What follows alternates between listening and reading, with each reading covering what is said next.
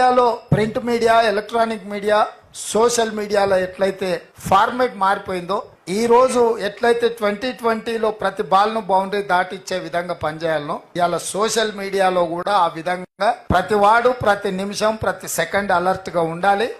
సమాచారాన్ని అందరికీ చేరవేసే విధానం వచ్చింది. దీన్ని మీరు గుర్తించిండ్రు, దీన్ని మీరు ఉపయోగించిండ్రు. దీని వల్ల మీరు ఫలితాన్ని కూడా డిసెంబర్ 3 నాడు చూసిండ్రు. నాయకులు చాలా మంది అనుకుంటారు మేము చాలా ఉపన్యాసాలు ఇచ్చినాం, చాలా ఊర్లు తిరిగినాం, మేము చాలా కష్టపడ్డాం కాబట్టి ప్రభుత్వం వచ్చింది అని. మీరు ఎన్ని ఉపన్యాసాలు ఇచ్చినా, మీరు ఎన్ని గంటల సేపు మాట్లాడినా, కోట్లాది ప్రజలకు చేరవేసిన మీరే అత్యంత కీలకమైన పాత్ర పోషించారు.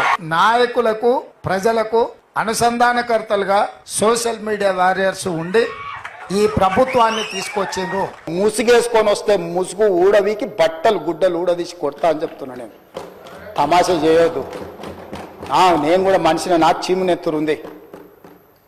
అన్నిటికీ బరాయించుకుంటా, తప్పులని అన్నిటిని మోసుకుంటే ఏదో కుర్చీలు ఉన్నా కాబట్టి ఊరుకుంటా అని ఏమన్నా ఏషాలు ఏదలుచుకోరాం. అన్ని చట్టపరంగానే చేస్తా.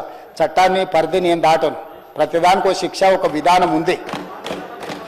ఏది కూడా పరిధి దాటను. ఎందుకంటే నేను ముఖ్యమంత్రిని.